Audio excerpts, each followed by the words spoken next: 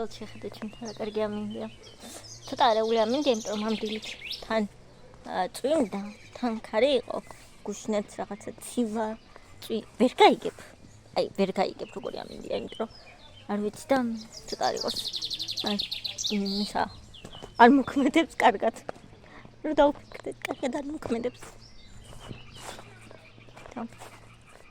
დღეს წესით ქალაქში უნდა წავსულიყავით საქმეებს, მაგრამ გადაიდო შაბათამდე მგონი და ხომ მომავალ შაბათამდე და მე თქვენ რა თქმა უნდა წაგიყვანთ.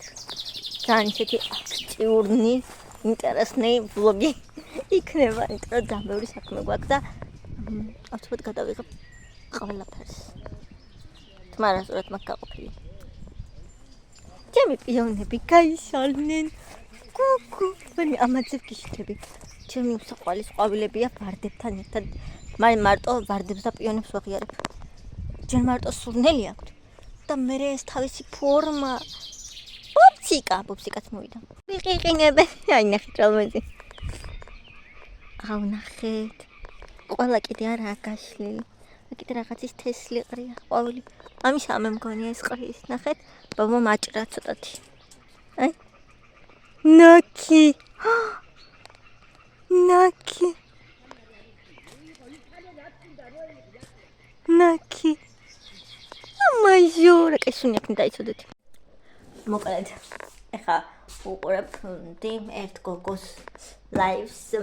მოკლედ ეს გოგო არის ნახევრად მექსიკელია რა და ამერიკაში დაიბადა, გაიზარდა კალიფორნიაში. ხო და ამ გოგოს უკვე რამდენიმე წელია ესე თვალს ვადევნებ ხოლმე ამ სოციალურ ქსელებში.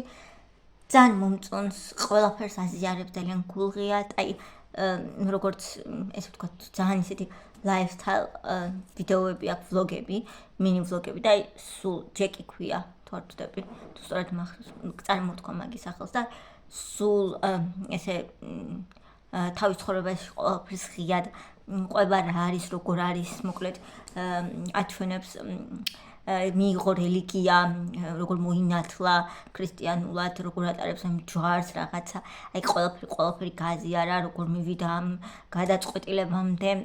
14 წლის იყო, ანუ რამდენიმე წელი ამ გოგოს უყურებ უკვე. 14 წლის იყო, რომ დავრსულდა, დაოჯახდა, მისი ქმარი არის მექსიკელი, ეს ბიჭი და მოკლედ რამდენი სირთულე გაიარა. წამი 14 წლის, ნუ საქართველოში ძალიან ბევრია სამწუხაროდ ესეთი არასრულყოფნები, რომ მოჯახდებიან და შვილებსაც აჩვენენ, ადრე უფრო იყო, ეხა ნაკლებად იმედი მაქვს, რომ აღარ არის საერთოდ, მაგრამ ადრე იყო ესეთი ძალიან ბევრი кейსი, მეც ბევრი მსვენი და ჩემ გარშემოც იყო, სკოლაში დავდიოდი ხოლმე მაგ პერიოდში ძალიან განსაკუთრებით მახსოვს და ეხლაც არის ყუნის ქორწინება, როგორც იცი, მაგრამ ახლა უფრო ზომები მიღებულია და ეს მარტო ქართული პრობლემა არ არის, უცხოეთშიც, ანუ ყველგან არის, ზუსტად აი მაგიტომ უყვები ხა ამ ამბავს, რომ აი მარტო ხშირად გონია ხოლმე რომ ესეთი საჭმელი ფაქტები ხდება საქართველოში, მაგრამ არა, ეს არის სამწუხაროდ მასშტაბური პრობლემა.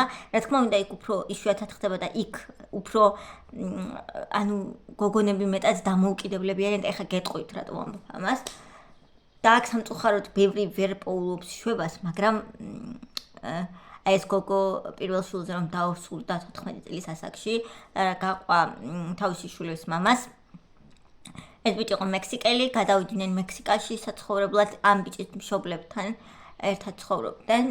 ეს გოგო, ანუ 14 წლის ასაკში გოგოს რა უნდა გაეკეთებინა საერთოდ, მაგრამ აი ყველაფერს აკეთებდა, თან ღარიბულად ცხოვრობდნენ და აი ამ თავის ვიდეოებში ამას აჩვენებდა. მოყვა რომ აი მეორე შვილი ყავს ბიჭი, პირველი ყავს გოგო, მეორე ყავს ბიჭი, თუ პირველი ყავს ბიჭი.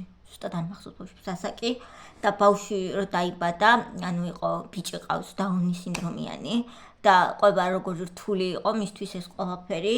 აი მეორე შვილიო არ მინდოდაო, იმიტომ რომ ანუ ბავშვი პირველიო პატარა იყო, ასაკში ძალიან პატარა სხვაობა ბავშვებს შორის და ჩემმა ქმარმა მითხრა რომ თუ მეორეს არ გააჩვენო, დაგშორდებიო და არ ვიცოდიო რა მექნაო.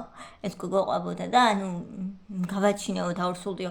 მეორეც წარმინე თვითონ იყო პატარა არასრულოვანი და აი მეორე ბავშვის პასუხისმგებლად ნუ ფაქტობრივად აკიდეს, იმიტომ რომ ჯერ ერთი არ ყავდა წამოზრდილი და ნუ მეორე კიდე მოუწია, რა არის არაჩვეულებრივი და აჩვენებს რომ აი აჩვენებდა როცა მექსიკაში ცხოვრობდნენ, რომ აი წყალი არ ქონდათ, აბანძანა არ ქონდათ და როგორ ძველი მეთოდით ჩვენ როგორც ბანაობდით ხო გახსოვთ?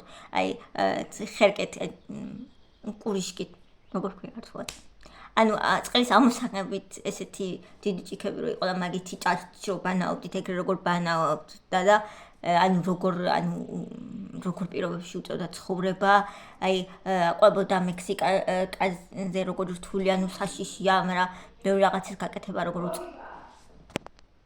კიდე მე თქვენ მე ვიდეოს რატო არ იღებ ხშირად თუ გაცდის ვინმე ამ სახში უგუნდათ ხო და რას ყვებოდი და ანუ როგორ პირობებში უწევდა ცხოვრება ეს ბიჭი მუშაობდა ანუ ქმარი ძალიან მძიმე სამსახურში მე ანუ ბავშვებთან დროს და თვითონ ფაქტურად არ ატარებდა ღამე როგორ დადიოდა ღამის კლუბებში მეგობრებთან ერთად ეს გოგო ნუ არც ვერსად ვერ დადიოდა დედამთილი იყო ძალიან ნიჭვიანი ანუ ამ შვილისა და ძილის ურთიერთობაში ძალიან ერეოდა და როგორ აწყობდა ისტერიკებს მოკლედ ანუ ამ ყველაფერს თქმა უნდა ეს გოგო აზიარებდა როგორ რთული იყო და როგორ ეუბნებოდა დედამთილი რომ ეს გოგო არ იყო საკმარისად კარგი რძალი და ცოლი და ვერული და ვერაფერს არა და ეს გოგო ძალიან პატარა ასაკიდან წარმოგიდგენთ დილით ეს ქმარი დადიოდა სამსახურში ძალიან ადრე და ეს გოგო კიდევ უფრო ადრე დგებოდა დილით დგებოდა 5 საათზე საჭმელი რომ მეემზადებინა ქმრისთვის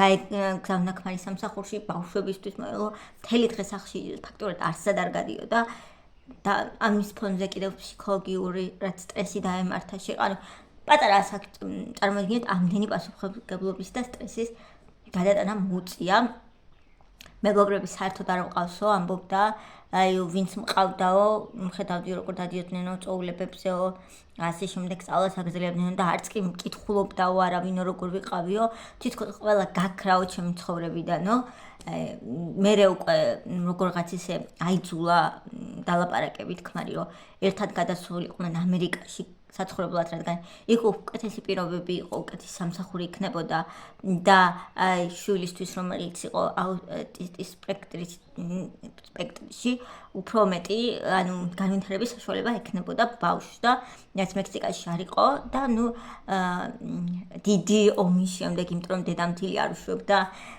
ამ თავის შვილს წავიდნენ ამერიკაში როგორც იქნა საცხოვრებლად და იქაც ეს გოგო ყველაფერს აკეთებდა აი წარმოიდგინეთ აი დილით 5 საათზე 4 საათზე დგებოდა ეს ქმარი მშენებლობაზე მუშაობდა და ნუ ყველაფერს ეს გოგო აკეთებდა აბსოლუტურად ყველაფერს აზიარებდა ეს გოგო საერთოდ არაფერს არ მალავდა ნუ როგორც იტყვიან ხოლმე და ეხლა დადო რამდენიმე დღის წინ უკვე кайხანი ამ გოგოსთვის არ მიყურებია რაც პერიოდი გავიდა და ეხლა იმხდო მაგის ვიდეო როგორ ყვებოდა რომ დაშორდა ამ თავის ქმარს ვისთანაც ყავდა ეს ორი შვილი ბოლომდე არ მოყვარა თქმა უნდა რამხელა სტრესის გადატანა მოუწია და რატომ მივიდა ამ გადაწყვეტილებამდე რა თქვა ანუ მაინც ჩემი შვილების მამა არისო და მე არ მინდა ყველაფერი მოუყვება მაგრამ მე მახსოვს მაგის ძველი ვიდეოები ერთხელ როგორ ჩაეძინა დილით და სწრაფად ადგა და მოამზადა საჭმელი ქმრისთვის და ეს ქმარი არ დაელოდა და როგორ წავიდა ანუ ამ გოგოს გაკეთებულ საჭმელს არ დაელოდა ანუ არ ეჩქარებოდა პრინციპში მაგრამ ასე ვთქვათ ნაგლურად მოიქცა იმის მხოლოდ იმიტომ რომ ამ გოგოს ცოტა ხნით ჩაეძინა დილით და პირველად მოხდა ეგეთი რამე და მახსოვს ეს გოგო როგორ ტიროდა რომ მე გავამზადეო ყველაფერი და ის უკვე წასულაო რა არა და ჯერ არ უნდა წასულიყო კიდეო და აი მოკლედ ძალიან ისეთ ფსიქოლოგიურ სტრესში იყო მე გამომწერები ეკითხებოდნენ რაღაც აი ღალატის ფაქტი თუ ყოფილაო და ნუ ეს გოგო ამბობს რომ ვიციო რომ იყო იმიტომ ღამის კლუბში დადიოდაო მეგობრებთან ერთად მე ვთხოვდიო რომ არ წასულიყო ჩემთან დარჩენილიყო ბავშვებთან მაგრამ ნუ რა თქმა უნდა არ მსმენდაო ერთხელ მეგობრებმა მოაკითხაო და 5 წუთი გავალო თქვაო გარეთო და ნახეო როგორ მიდიოდნენ და მე ვეძახოდიო ფანჯრიდან და ვიციო რომ გაიგონაო ჩემი ხმა მაგრამ ყურადღება არ მომაქციაო და არც შემოbrundaო ჩემკენო და ეხა უკვე დაშორებიდან თითქმის 1 კვირა არისო გასულიო და ვიგებო 1 კვირა არის მხოლოდ გასულიო და ვიგებო რომ ჩემმა ქმარმა ნუ ოფიციალურად ქორწინებაში არიან ამ გოგომ ამ ბიჭთან ხელი მოაწერა იმიტომ რომ ის ბიჭი იყო მექსიკის მოქალაქე ხოლო გოგო ამერიკელია ნახევრად მექსიკელია ნახევრად ამერიკელია ეს გოგო მაგრამ ამერიკაში დაიბადა და ანუ ის ქმარი ვერ იმუშავებდა და იცხოვრებდა ამერიკაში ამერიკის კანონებიდან გამომდინარე ისევ მექსიკაში დაარეპორტებდნენ და მოაწერა ხელი, რომ ეს ბიჭი დარჩენილიყო, ასე ვთქვათ, ამერიკაში. ანუ ამერიკის კანონმდებლობით თუ როგორც იცით, თუ ქორწინებაში იმყოფებით ამერიკის მოქალაქეებთან, ავტომატურად გეძლევათ უფლება, რომ ამერიკაში ცხოვროთ. და ანუ ამ დაშორებიდან ერთ კვირაში როგორ დაიწყო ამ ბიჭმა სხვა გოგოსთან ისევ ოჯახის შენება და ეს გოგო იყო რა თქმა უნდა შოკში, ძალიან ტიროდა, განიცდიდა, ანუ თვითონ მიიღო ამ დაშორების გადაწყვეტილება, რა თქმა უნდა ამ გოგო იმიტომ რომ ვეღარ უძლებდა ამ ყველაფერს, მაგრამ მაინც არა, არ გამოდნია. ჩემი ძმა მოვიდა სკოლიდან. ხო და მოკლედ ამ ყველაფრის ფონზე რა თქმა უნდა ასეთი სიტუაციები ხდება ყველგან, მოკლედ ამის მომინდოდა, რატომ მოვაყოლე. აი ამ გოგოს ისტორია, აი არა მარტო საქართველოში ძალიან მასიურია, მაგრამ ამ გოგო მაინც ამ ყველაფრის ფონზე მიიღო გადაწყვეტილება, რომ თავისთვის უკეთესი იქნებოდა, იმის მიუხედავად, რომ არ მუშაობს და არის housewife, ანუ როგორც ამერიკელები იყვნენ, ანუ დიასახლისი.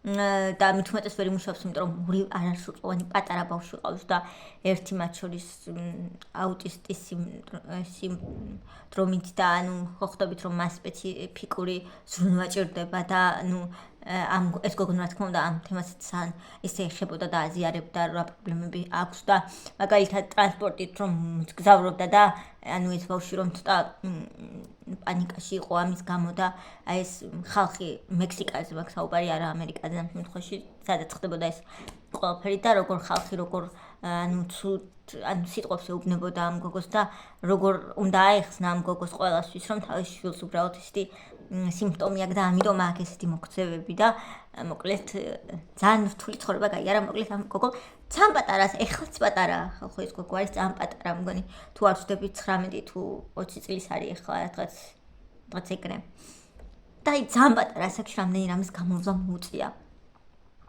და აი უბრალოდ რამდენ რამეს გადიან ქალები აი რამდენ რამეს გადიან მართლა ქალები ანუ და რამდენი რამის ატანა უწევთ ყველა ქვეყანაში, ყველა რასაში არა აქვს მნიშვნელობა ამერიკელი ხარ, ქართველი ხარ, არა აქვს მნიშვნელობა ბრაზილიელი ხარ.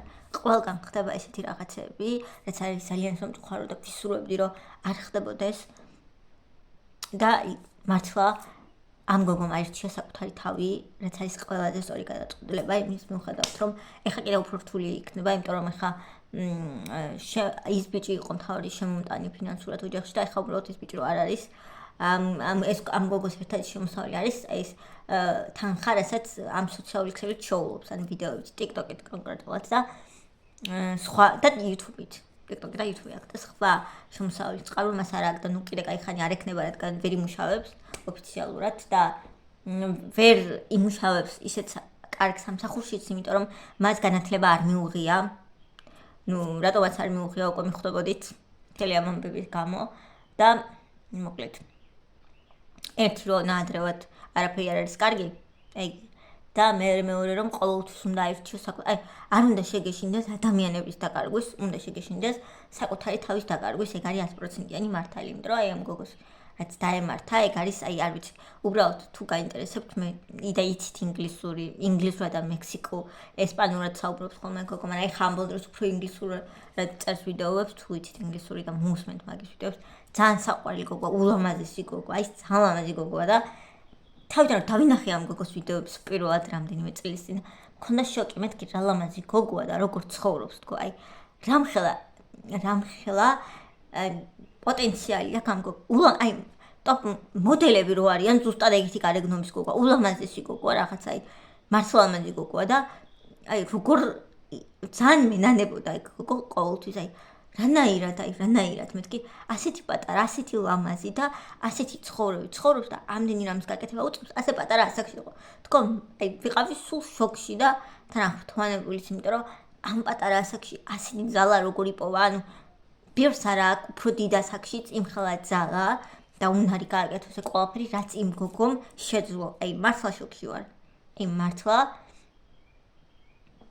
მეტი რა უნდა ყველაფერი გააკეთა რაც შეძლო მეტი რა უნდა გააკეთებინა უბრალოდ არ ვიცი 6 წელი იყვნენ ერთად, ეგ ბიჭი და ეგ გოგო და დაშორებიდან, აი კაცებს კიდე ეგ როგორ შეუძლიათ კიდე ცალკე ფენომენია, თუ იმე კაცი მიყვარებთ ძალიან გთხოვთ ამიტომ კომენტარებში, როგორ შეგიძლიათ, აი ამდენი ხნიანი ურთიერთობა დაასრულოთ რა იმ გოგომ დაასრულა და გააგდო ეგ ბიჭი, ალბათ ხვდებით რატომაც ბოლოს ყველაფერს აქსადღვარი და აი ამის შემდეგ ერთ კვირაში როგორ ზოგი ერთ კვირაც არის თითის ხოლმე როგორ შეგიძლიათ ხოლმე ან როგორ შეუძლიათ კაცებს რომ ეს სწრაფად გადახდნენ ახალ ურთიერთობაში რანაირად ახერხებენ უბრალოდ ნიკი აქვთ რაღაცა ეგეთი არ ვიცი ნუ რა თქმა უნდა იმის რომ ეს გოგო არ უყვარდა 100%-იანია მაგრამ აი არ ვიცი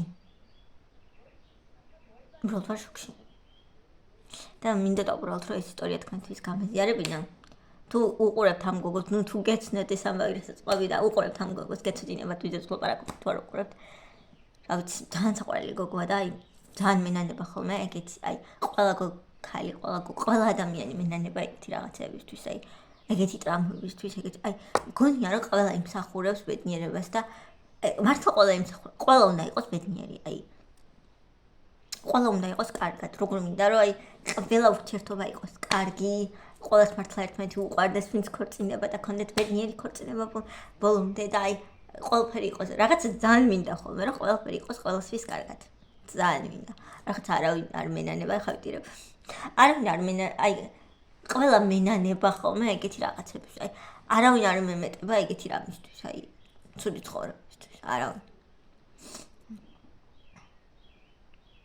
ნუ რაღაცნაირია საუდიანი როცა გოგონები ადამიანები ეგრე იმეტებენ საკუთარ თავს ან კარგავენ საკუთარ თავს სხვა ადამიანების გამო ყოველთვის უნდა აირჩიო ყოველთვის საკუთარი თავი ადამიანების დაკარგვის არ უნდა ვისაც უყვარ ხარ ვისაც მართლა უყვარ ხარ ეყარებ ისეთი როგორიც ხარ და აი არასდროს არ იფიქრებ შენს მიტოვებაზე არაფრის გამო აი არ მოგიწევს მის გამო რომ საკუთარი თავი დაივიწყო ყოველთვის იქნება შენთან ნებისმიერ სიტუაციაში თუ ეგრე არ არის არ უნდა შეგეშინდეს მაგ ადამიანის დაკარგვის ანუ საკუთარი თავის ხვის გამო არ უნდა დაკარგო როგორც იმ გოგოს დაემართა და როგორც კიდე ბევრს დაემართა შინელება ნუ რა თქმა უნდა ეს მარტო გოგოებს არ ემართებათ ბიჭებსაც ემართებათ ხოლმე მარტო ვერ ვიტყვი რომ ეს გოგოების პრობლემაა იმიტომ რომ კაცებიც ნუ ხშირად ხდებიან ესეთი რაღაცების მსხვერპლი რა თქმა უნდა ალბათ უფრო იშვიათად%-ად მაგრამ მაინც განსიშნელება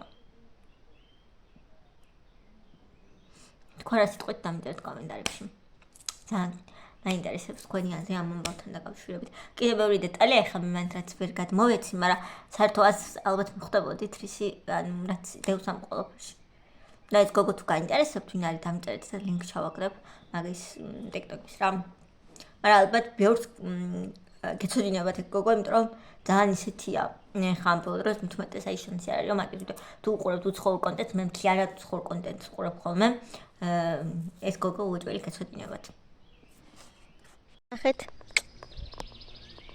კაცკაკეთა ბებო რა არის საბა ბაი რა არის ძალიან ახლოს არის ნახეთ რა არის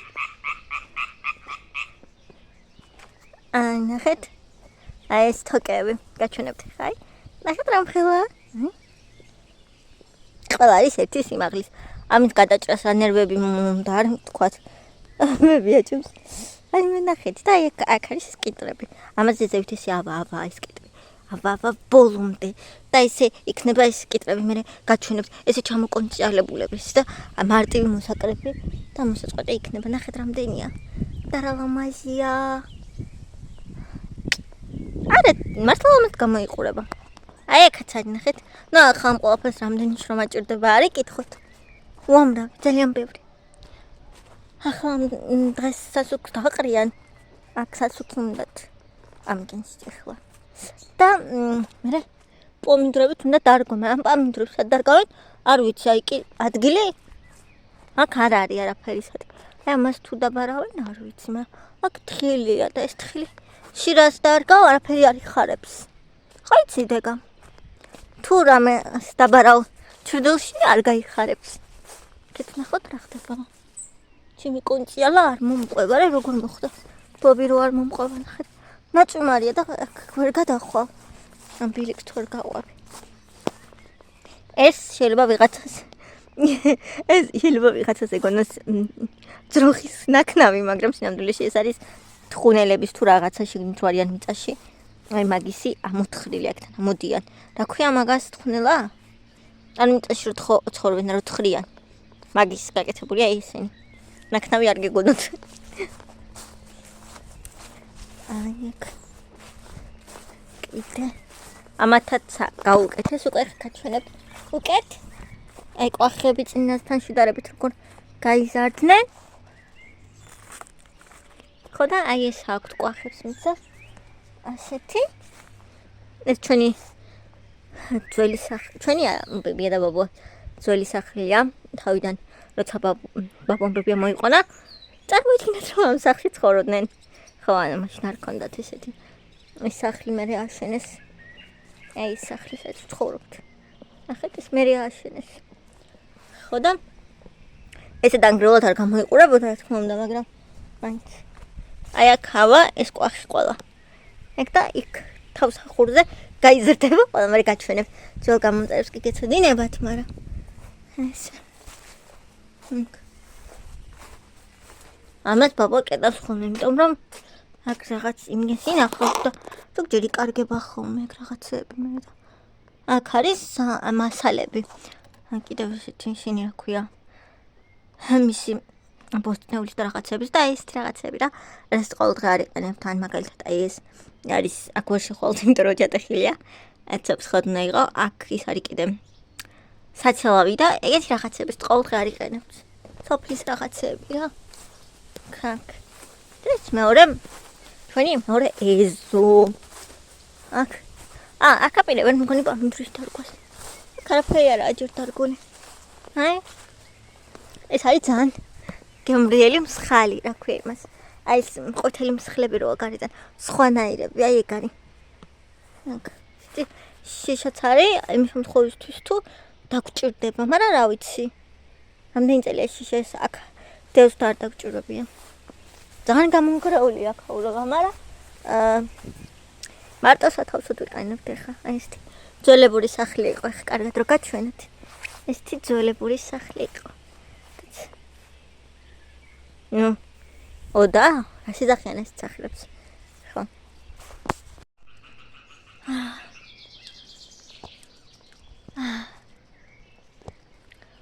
ცხოვრების ელექსირია. ბობი გაიწია რა გთხოვ, დრუნჩი არ მოგარტყა ფეხი გთხოვ.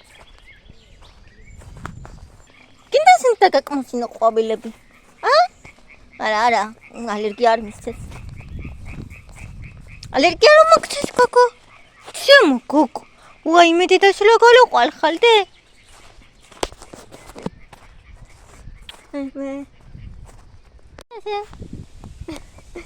წავიდეთ ახლა. ნახეთ როგორი ქარი ამოვარდა ახლა უცება. აი ესეთი. აი ეს გადარეული ამინდებია. ვერ გაიგებ რა უნდა. რა სიტყვს? რა პრობლემები აქვს? ვერ გაიგებ. ესეა თავისთვის. დამიწერეთ აბა კომენტარებში თქვენთან როგორი ამინდია. რა შვებით როგორ ხართ? ვაკა ბედნიერად გქნობთ და ჯანსაღად და კარგად გქნობთ თავ. არაფერი ცუდი არ გამაგონოთ. ყველამ უნდა იყოთ კარგად. დანება. თქონდა. მალე ხილის სეზონიც მოვა. თუ გვეხილსა მამინდებში. ისე სიმართლე რომ გითხრათ, მე მიყვარს ხო სეზონური ხილი. და აი მარტო სეზონზე ვჭამ ხელს. რისი სეზონიც არის მაგას. მაგალითად მე ზამთარში ავჭამ ვაშლს და სარდარნაირ ხელს. ზამთარში მაგალითად ზამთარში სადამთროს არადროს არ ვიყიდი და არც მარტოს. ბებია ჩემი ვაჩო გიждებიან ხოლმე. აი ზამთარში ჩაოდიათ რომ იყიდონ ისა ასე ვთქვათ. თქვია მაგას აი ვაშლები რაღაცები და ჭამონდა. მე ვერა. იმიტომ რომ აი ჩვეულებრივ ნატურალური ვაში რაც არის, ეზოში რაც გვაქვს, რომ დავარდება ხიდან, მესამე დღეს უკვე არის თითქმის დამპალი. იწყებს დაალპობას და აი ეს ვაშლები, როგორ გინდათ დამაჯეროთ რომ არის ნატურალური, რომ იყიდი და აი 2, 3, 4 თუ 1 წელი არის ისეთი თითქოს ეხლა მოწყვიტეს. ხიდან. სულიად ახალი ვით და გარედან რაღაცა გაზეთილივით როა და აი ღმერთმა იცის რეიბი აქვს მაგას და ეგ არის ნატურალური და მაგას რამე ვიტამინები აქვს. ნუ ახლა ხილის ყიდვა ვაშლია, ამიტომ ხალი არც მჭირდება რომ ვიყიდო, იმიტომ თქვენ იცით რომ იმდენი სახეობის მაქვს, რაც გინდა სულოდა გულოდა. ანუ მაგას არ ვიყიდი.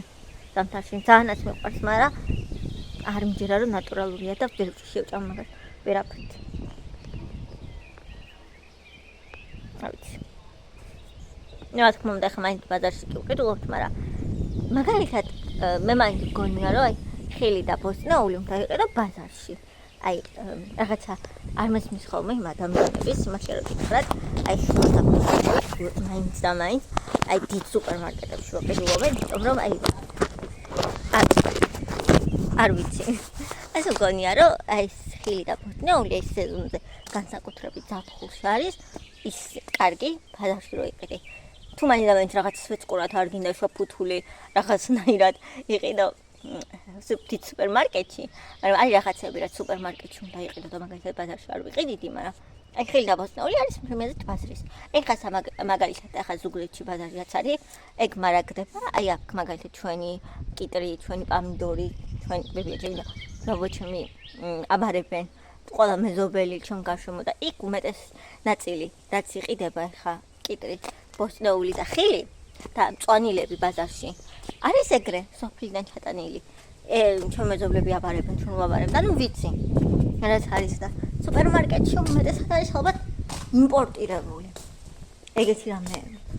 ხო და გონია რომ მაინც ბაზარში ჯობია რაღაცების ყიდვა.